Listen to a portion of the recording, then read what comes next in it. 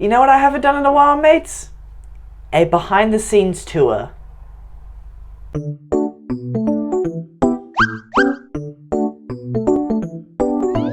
So you know what I'm going to do, mates? You know, like I said, I haven't done a behind the scenes tour in a while, and you know what? I thought, why not? We're kind of nearly getting towards the end of the year. We're in August now, and I thought I should, because a lot of stuff has actually changed in my setup. No, I'm not bragging about how much money I own. I just want to show you, mates, about how I record my videos, etc. too. And there are a lot of equipment changes. There's basically the gameplay footage and all that stuff, but a lot of things have actually changed lately, like camera quality and all that stuff too. So I thought I'd give you, mates, a bit of a tour of what that looks like. So let's do that then. Okay, so in here too we've got just nothing here. It is what it is. But if you work for the door here, oh my god, mates, we're in my room. Look at this. Look, room. Oh yeah, oh yeah, oh yeah. Room. Oh yeah, room. Oh yeah, room. Enough. I'm still trying to recover from sickness, so I need to stop being too hyper.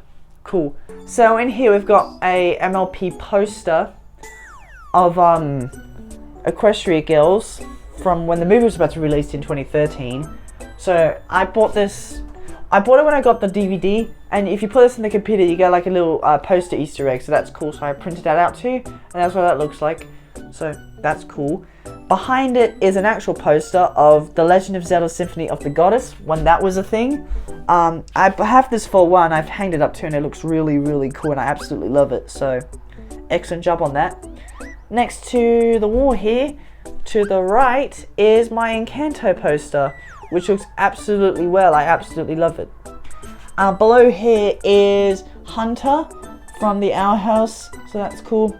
Steven Universe, ponies in like human fan art, so that's cool. Amphibia with the Amphibia map. Amphibia down there with Marcy, Anne and Sasha. We've got Anne and Liz being together. There's a lot of shipping there too. Splatoon, Steven Universe, Liz and Amity, Bluey, Fantasyland, and the main 6. You've probably noticed too, by looking at it, you probably noticed that the colours are kind of looked a little bit weird. It's because the colours, unfortunately, a bit faded out a little bit too. It's because when I bought these, they were still in the pack and I unsealed them. I should have kept them in the seal and then hanged them up, and then it would have done well, but oh well, nothing you could do.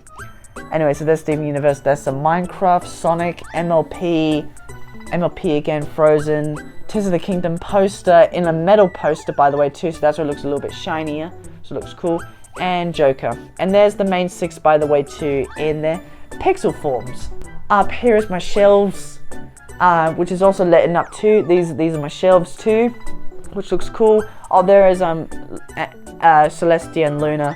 Again, like in the main 6, the colors unfortunately died out. Unfortunately, we've got the Phantom Thieves poster, which is awesome too. Same with those two over there. Well, not really the same, but you get the idea. And there's all my pony. Well, most of these are pony plushies, but there's some like other ones in there too, like, you know, not Amphibia. Like there's a Rapunzel. There's Link and Zelda. There's a few of these up there too. They're unfortunately been buried though, that's the thing. But they is also really good too for like sound deafening stuff, especially in this room. So it actually doesn't sound not too bad, so it actually does really well. It does a really good job, but I could have done better too. There's my plushies down there too. And the reason why they're on my bed is because I do live with someone, and well, I don't have another bedroom, so I kind of have to make do. So I currently use this as like my shelf, my bed. And I'll explain that what I do. I have a tub there, and I basically put all of those into there and out. So if I put them in there, I'm not recording. If I put them there, I'm recording. So obviously I'm recording, so I have to put them there. But if I wasn't recording, I get my bed back. So that's pretty cool. Moving on to posters, we've got Harley Quinn, purple Harley Quinn from Arkham Knight. So that's kind of cool. And there's another thing too. The bed also matches that poster too, so I kind of want to keep that color too, so it looks nice. On this side, we've got an Amphibia poster next to the Margie Robbie one, which says "This is the best day ever." So that's cool. We've got a Lilo and Stitch one. Underneath, we've got Persona 5, Persona 5, Luz, Harley Quinn, and Persona 5. That was a weird pause. Oops. Up here, actually, I'll show you real quick. 2. Actually, before we do that, in the middle shelf here we've got stickers, 2 paints I need to hang up still, another MLP poster, which is actually the same as up there, and Pinkie Pie, and Tracy Lulamoon, and some stickers. So I need to go hang these up somewhere too, so that's cool. But now I'm going to show you what's in here. So if I open this up, it's basically like a cupboard. But if I do show you what's up here, this is basically my DVD collection. Most of it anyways. So if I want to play a game or something, I can just quickly grab it and then we'll be able to play it. So that's cool. There's also a bit of extra stuff in here too. So like you've got card collectible MLP stickers, Tiana, Bruno. There's an Atari 64 there too, which is awesome. You mean the Atari 64, you dumb shit? I'm pretty sure that was a Pinkie Pie one. Hitch and Sparky, Horse Lovely. Yes, I've got a bootleg, so that's cool. We've got a a Zelda book there too. We've got the Weird Barbie. Yes, this is a thing that I got. Weird Barbie. You can't get these anymore without going on eBay, so I kind of have it for good, and I haven't opened it since, so I don't ruin it. And like I said, there's all my DVDs. Like I said, a bunch of these are from movies, a bunch of them are from video games that I haven't played yet, and some of them that I have played, but I just haven't had a chance to open them yet, so that's kind of cool. I'm not going to show every single one of them because it's a bit much, but, you know, you get the idea. Okay, let's move on to the shelves next to my rig here, my computer. So, we've got my Ocarina of Time book, big book.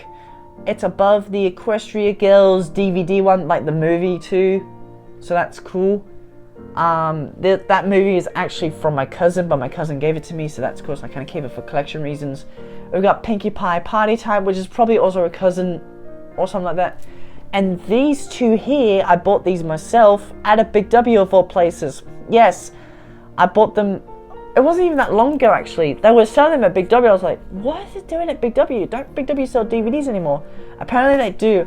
At least at Brisbane, not my local one, but the one at Brizzy apparently had 2 of these. I kind of kept them because, well, I still have them, and I'm not gonna destroy them because they're very variable for me personally. I forgot the word because I'm dumb, but you get the idea. But that's cool. Next to it, we've got Marcy's journal there too, which is awesome. We've got Frozen 2, the manga, the Odd Ones Out book, chapters 3 and 1 of Twilight Princess. I am missing 2, and I probably should collect 2. Part 1 of Ocarina of Time, which is probably the same as this one, but this is basically the full story, so is what it is. We've got Nope the movie, which I still need to watch because it looks kind of cool. We've got Gravity Falls, and yeah, that's cool. We've got Gravity Falls. We've got The Michelles vs. the Machines, which is a really good movie. I do recommend it. We've got Encanto, which is a really good movie. We've also got the Mario movie, which I know a lot of people do really love the Mario movie. I'm not that big on it, I'm not gonna lie. Not that it's a bad movie, it's a good movie, but it's not perfect. It's Illumination. Like, Illumination, I'm gonna be honest, I'm not really that big fan of them because of the whole Minions thing. So having released this just feels like eh. No, they didn't do any fart jokes, just the plot could be better personally in a lot of things. Again, that's just my personal preference. Sonic Unleashed, the Wii version. I mean, it's not as good as the version I played, the 360 version, but it's still pretty good, I guess. Twilight Princess, the Wii version. Again, I played this before I got the Wii version, the Wii U version, so that's pretty good. Mario movie on Blu-ray, and speaking about Blu-ray, we've got Spider-Man Across and Into the Spider-Verse. So we've got 2 banger movies here in one for 39. Camera focus, you bitch. $39.98. Yeah, so $40 pretty much it costed me. That's cool, at least. We've also got Disney Illusion Island, and this is my Twilight Princess HD soundtrack. When I got a Twilight Princess for the Wii U, this came with it, so that was awesome. We've got Tesla Kingdom here, and we've got its metal cover here. I'll show you what that looks like. There you go. This is the metal version, so that's cool. I kind of keep these for collection reasons, and now I've got to put them back. Alright, that shelf completed. Let's move on to the next one. So on this shelf here, we've got my Wii U charger, well, my Wii charger for my Wii remote here. We've got my Wii U, you know, charger here, which is still one of the best controllers I've used because it's just so powerful. Like, it has an 80-hour battery use, which is awesome, and it can also hold a charge. It can hold a charge better than the Wii U gamepad. I don't understand why this was a better. I still prefer this over that because of battery reasons, but this is still a really good controller. It is actually the same shape as the 360, but different. And yes, it is a little bit dusty, looks a bit sticky too, so I'm gonna give that a bit of a wash when I play it. Oops, there's the Wii U down there too, which got razor stickers on it too. It's also got iPhone cases on it too, in case this one breaks. I've got an iPhone case on it now, so that's cool. I've got a few books in there too for America, because I am going to America soon. Not yet though, not yet. We're not going yet, but we're slowly going to America, so I kind of want to read up on that too, so that's cool. We've got my Wii U control. No, this is the nunchuck for the Wii U. That's cool. And we've got the Wii Zapper.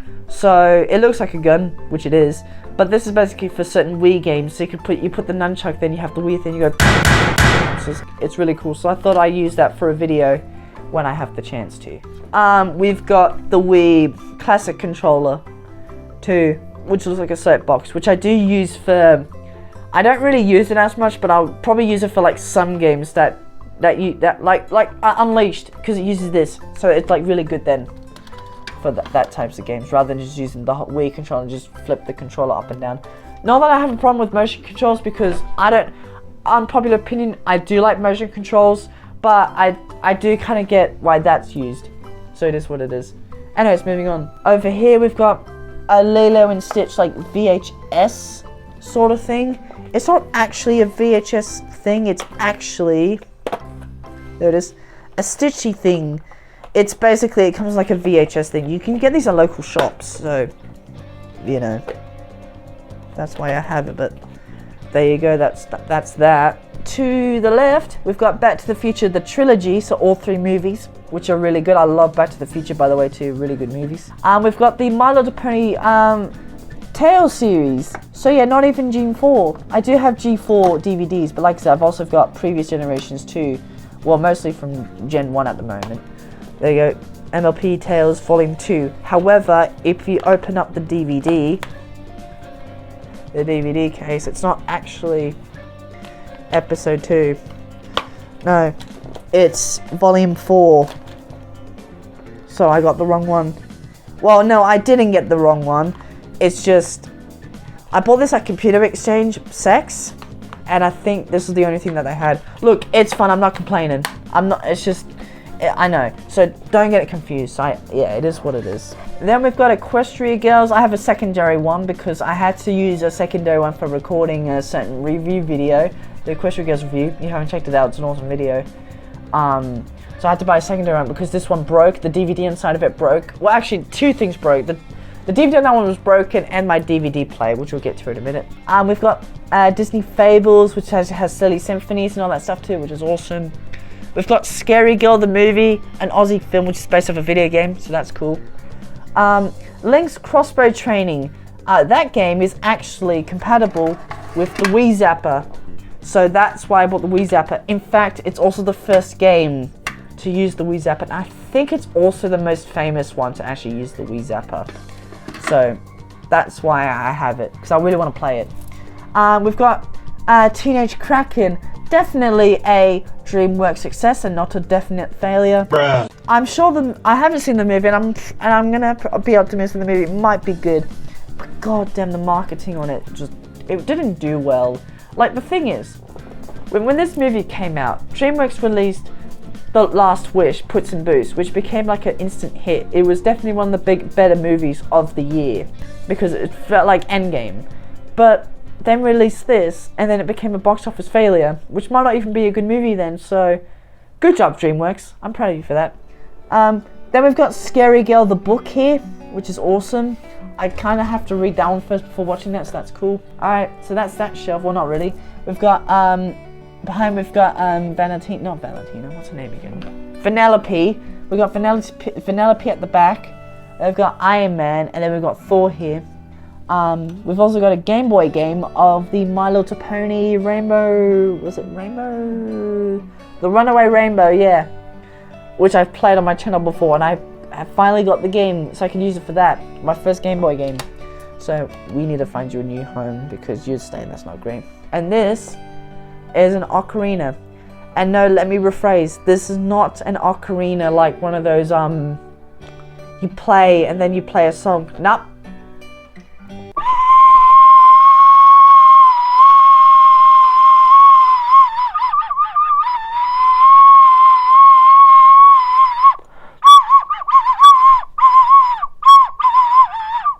Yeah.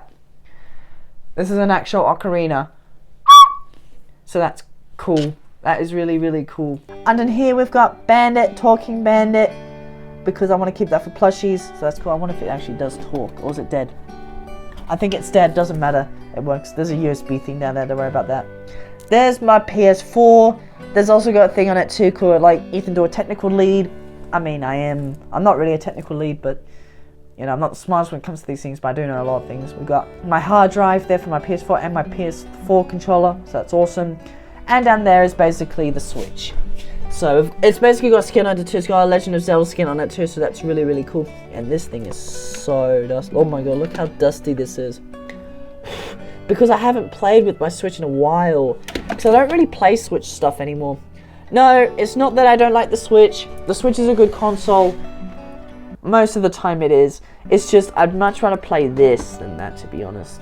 And don't get me wrong, I understand why the Switch is popular, because it is a hybrid console, but it's also an underperforming console too. That's the thing. Like, some games don't run at 60. I'm not saying that thing doesn't, but some games that I know definitely don't run well in like 30. So like Overwatch or certain Sonic games don't run at like 60, and that's why I started to play PC games a lot more, because it can run that. So again, that's just my opinion on it. Down here is my Series X. It's got pony stuff in it too, which is cool, and I haven't used you in a while, so I probably should use you again.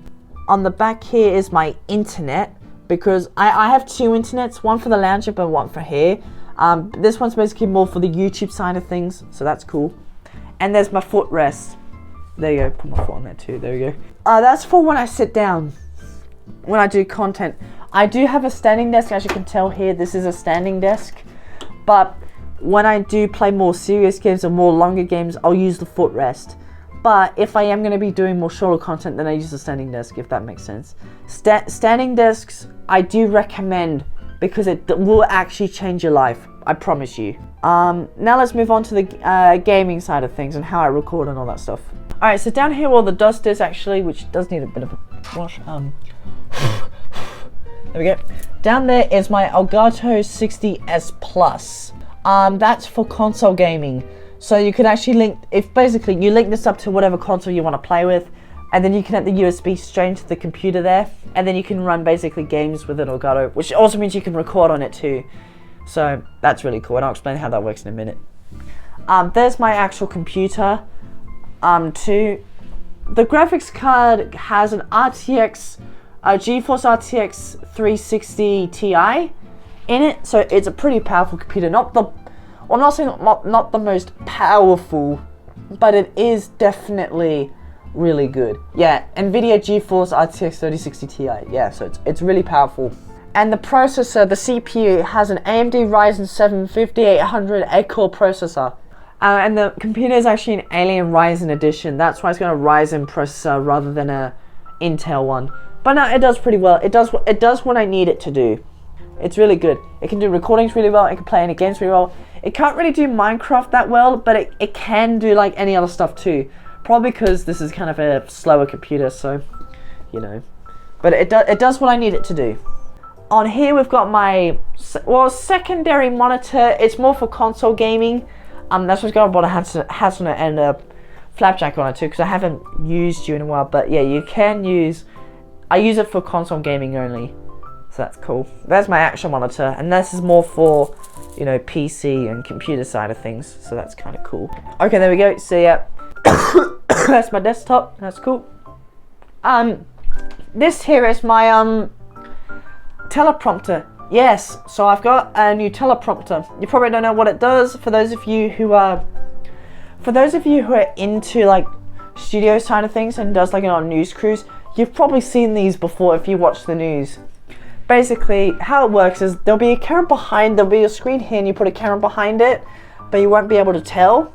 So basically you'll be looking at a screen and you can actually open up a program that has text. I'll show you that real quick too. Okay, so this is camera hub 2. So if I go to hit, so if you watch this, so it's on display at the moment. So it basically will just show the computer display too. So yeah, it is actually just another monitor, just a mini one, which is connected via USB, so it's really, really good. Shout out Elgato for making this. If you hit the text, there you go, you'll get a text thing and it replaces. But basically you probably can kind of see, but there's a shout behind it too because of camera reasons. You can put a camera behind it too, and then you just read the text off and you look at the camera basically like that. So it's really cool for like reading scripts and that too. They added another feature too called chat, which is still a meter, but if you hit the plus button you can link your Twitch account on there too. So then you can actually just read your chat from there too while you're streaming, which is then really good. Very good for parasocial relationships, but it is really, really good. I wish they also added for YouTube. Oh god, if you're watching this, you should add it for like YouTube, because then I could just literally just use the YouTube chat then, rather than like open up another program and then read the chat from there. Because I know not a lot of people stream on YouTube as much, but YouTube on streaming is very popular. So Elgato, you need to make YouTube chats, and then that'd be really good then. But like everything else works. And to control the text, I use Stream Deck, which we'll have a look at that in a minute. Actually, we'll look at that now. Okay, so these are my two Stream Decks here. So I've got the Stream Deck large one.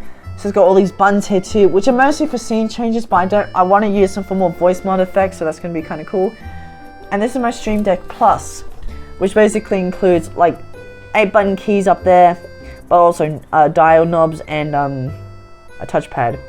So I'll show you how it works. If you hit the play button here, there you go, it's playing. And then if you look at the screen, it's moving like that. Well, first, let me change the scroll speed down by doing that, and it will then change the scroll speed down. Let me just turn the brightness down a bit too, look. So you got scroll speed, so if you twitch this around, you can control how fast the text is going. Yeah, so it's like really, really good. And if you hit the pause button, like I said, you can pause it and play it. But also, you can also, if you twitch the knob around, or the dial, you can actually rewind it or go forward. So this is really, really good for like script writing and all that stuff too. So for example, when I did that review with Diego, I didn't use this. But if I wanted to do that review, if I wanted to do more movie reviews again, if I need to read something, I could use this as a reading script. So this is really, really, I accidentally stopped recording there, but basically, you could use this for script writing too. This would be really good for like everything else. Like if you're a voice actor, for example, you could literally voice act and read the script off that too. So this is, Elgato released a really good product, like it's almost Apple enough too. So yeah, so Elgato, fair play for that too. Enough of that too. You can also, you could also control the brightness on this too. So there you go. I'm controlling the brightness. It can only go to 10% because obviously you need to see. You can also turn the display off. Well, kinda. If you hit the power button, if you watch it, hit the power button, there you go, it's off. But you could still like drag things to it. So it's not technically off, it's just disconnected it. Otherwise then it'll be like disconnecting your monitor basically. So we'll turn it back on. But there you go, that's basically how it works. So it's really good. Alright, okay, so now I've just shown you that. I'm gonna keep this open because I kinda need to. What I'm gonna do now is gonna show you how to actually record my videos. So here's what we're gonna do first.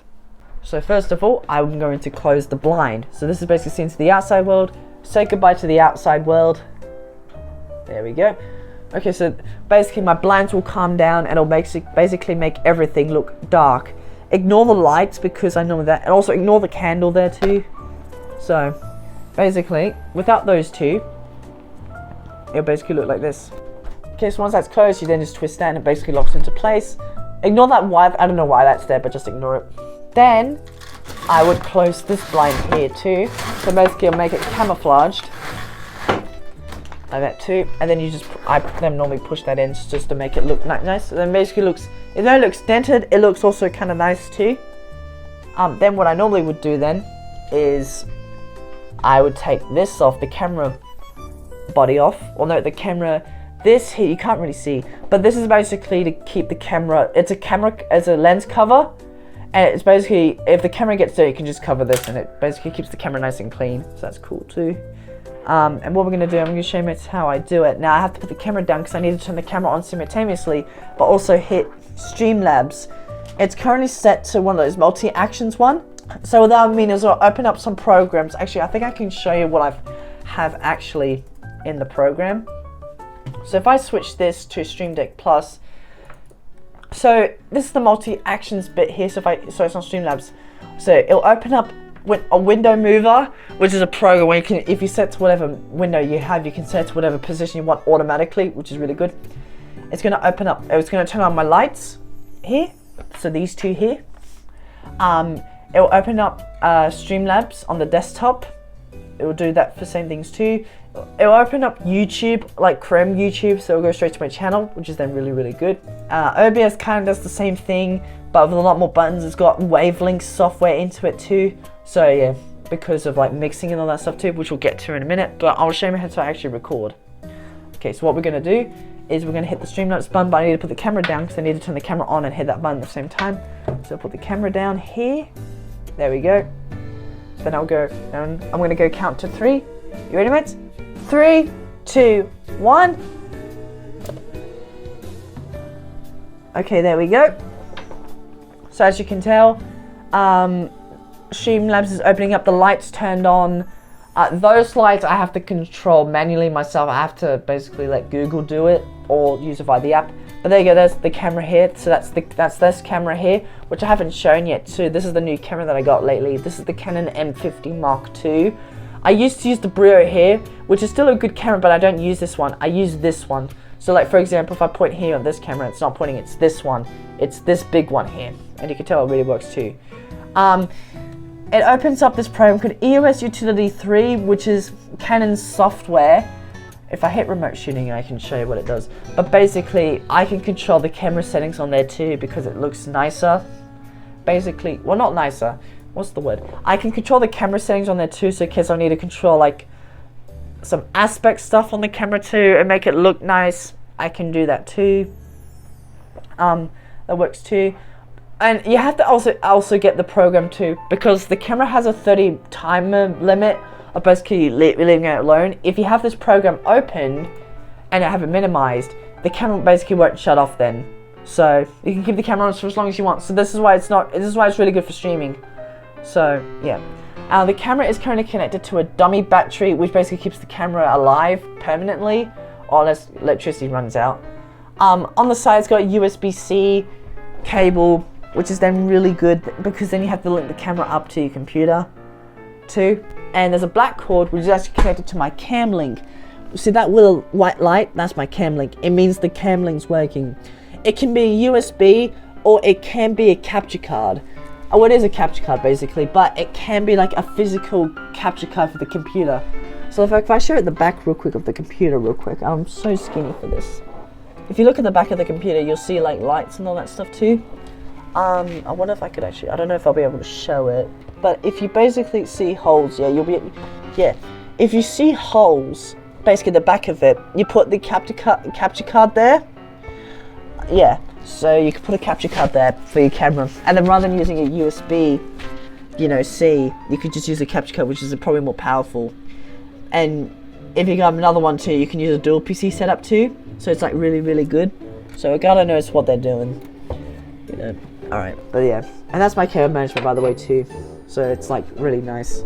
So that's not the one I had last time. There was just a bunch of obstacles. Obviously you can still see cables here and there. I'm not saying it's perfect, it's just, it's just sometimes when you've got a standing desk, you do need to, use it properly. Also look, hey, you can't even see, but that's what basically the camera looks like without me recording. Yeah, you could only basically see just nothing. You could just see the background. So that's cool, at least. Anyways, so the camera's rolling, microphone's rolling.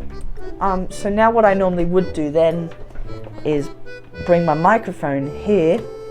There you go, so my microphone's there. So the microphone that I use for videos, well, for like when I'm actually talking, so like gaming or reaction videos, I use this microphone here. This is the Elgato Wave 3. This is a really popular microphone that a lot of streamers use nowadays. I use it because it's really good. I made the Wave 1 for a while, which is still a good mic, but the Wave 3 has like 3 features on it too. You've got a headphone volume, a mixing volume, and the microphone gain. So that's why I've got the Wave 3, because it's a streaming microphone. But the Wave 1, I mean, the Wave 1 can be a streaming one, but not really. Which is then connected to the Elgato Wave. Focus, you bitch. It's then connected to the Wave LP arm here, which is connected via, you know, it's a really good mic arm. I took the cables off. This thing's magnetic, and that's where the cable goes. So I basically have this covered, so you don't really see, you know, any cables coming through. And I muted the microphone. Oh yeah, if you mute the microphone, it goes red. So if I hit it again, there you go, it does that. You basically, there's a button on the microphone with a mute button, and if you tap it, it mutes it. But it's like it's touch sensitive, so it's like really good. So basically, you can basically just mute the button real quick, and it basically no one can tell. So that's really cool. And that's basically the microphone. And like I said, it's a low profile one because I don't really like the big ones, like the Rode PSA 1 or the Blue Compass ones that you can get. I really like this one the best because like it's low profile. This is actually the newer one because people make complaints that cables couldn't come out the bottom, that you can only get them from the top. Luckily they changed it, so I mean that is kind of good. And it's also these are also the cable magnets here are more they're more tighter than what they used to be. So cables, if you have cables here, you're good. And if you notice, it also got holes in there too. Yes, you can use XLR microphones in there too. So if the Shure SMB will work on this too. So this is still a really good mic arm, and that's why I have it like this low, because then I can just talk like this, and it goes underneath my monitor too. So that is really cool. But when I do my streaming, I use a program called Wavelink, and I'll show you that real quick too. Okay, so this is Wavelink. So as you can tell, so let me put the microphone back here. So the first thing we've got is my microphone, the microphone Wave 3. Currently my headphones are muted, so that's fine. We've got voice chat. Now you've probably noticed that there's a headphone mix and a satellite mix almost. Well, if you go into the next tab here, which doesn't want to work, I can do it manually for you, but I'll explain what it does in a minute. So you can actually control how loud the volume is, basically, of like the mix. So basically while you're streaming, for example, too. So for example, this is your headphone mix. This is what I would hear. So currently it's on full max, but this is what the stream hears. So if the stream doesn't like, oh, like your mate's being too loud, you could basically just turn this down in settings. So what I'm going to do first, and I'm just going to show you how to do it via the Stream Deck. Okay, so that's working now. So if I now use via the Stream Deck, so it's currently, well, I don't know what it's set on actually, so it's just set to, yeah, Stream Mix. So now if I look at it now, if I use the Stream Deck, there you go. So I can control that via the Stream Deck too. And if I hit the button, I can then switch it between the headphones. This is mine, I've muted the mic again, but there you go. And I can do the same thing too for this mic too. So whatever gain you set your microphone to, you then can just control it via Wavelink rather than just actually physically controlling on the actual microphone, because you don't want to do that because it can ruin your microphone settings for good. So you don't want to do that. And I absolutely really love the Wavelink software. I really do love this microphone. I do prefer this microphone over I used to use the Blue Yeti a lot of the times, but this microphone here has absolutely been the best because it's nice and clear, and it has a really nice it's just really nice, it's really good. So I do recommend it. And I'll also show you another thing too on it too. You probably noticed there's a green thing here, but there isn't here. If I open it, you can add audio effects, so VSTs. I've got Renegade, D-Gate, and SweetVox on it too. So if I open up SweetVox, for example, there's SweetVox. It's vocal processor. So I've got the processing set to 21%, and I've got DS set of like nearly halfway. So it's like really nice. Then DS you want to have on every microphone. It basically stops those harsh like noises, or like the S noise, like I'm saying right now. This microphone kind of kills it a little bit too, but it basically gets that more nicer noise. Otherwise, if you have it too loud, it can get really annoying. So, like when I said so, it sounds nicer. So that's why I have the de-esser on there too. D-gate is noise gating, so it basically like kills the. Basically what I do with the noise gate is if I stop talking, there you go. It basically kills like any noise coming in. So like computer noise, echo noise. Well, it doesn't kill it. Basically, you talk for as long as you know. Then when you stop talking, yeah. Renegade is kind of another thing too, which I probably should be using actually because it's kind of better. But you could add like an attack and release. So, which is then really, really cool. So I can then stop talking. You can add like compressions and equalizer on there too, which I probably should add for this too. So, you know, but I think that's basically it for my setup. Or at least how I record. There's my headphones there too. The Alienware ones. There's my keyboard, of course. There's my monitor, and you know all that stuff too. I think that's it for my setup. So that's basically how I record my videos. Like I said, it's not the same as a lot of YouTubers. Some of these are pretty standard for most YouTubers anyways. I just basically upgraded because I kind of need to. And I've been recording. I've been doing YouTube for more than 9 years, so things have changed definitely. So you know things change, but it is what it is. Oh, and the microphone that I use for vlogging. So when I do like actual vlogging, when I go outside, is the Saramonic SRC 200. So it's this one here. Hello. So I use this for more vlogging. And you know, so when I go outside, I use this vlogging. It's just like, because it's nice, because I don't like the phone quality, so I just prefer this one. So it's really cool. But until then, mates, I'm going to end the video here. So thank you, mates, so much for watching. Hope you guys enjoyed this video. Definitely give this video a prefer like, subscribe, my face in the future. And I'll see you, mates, next time. Bye!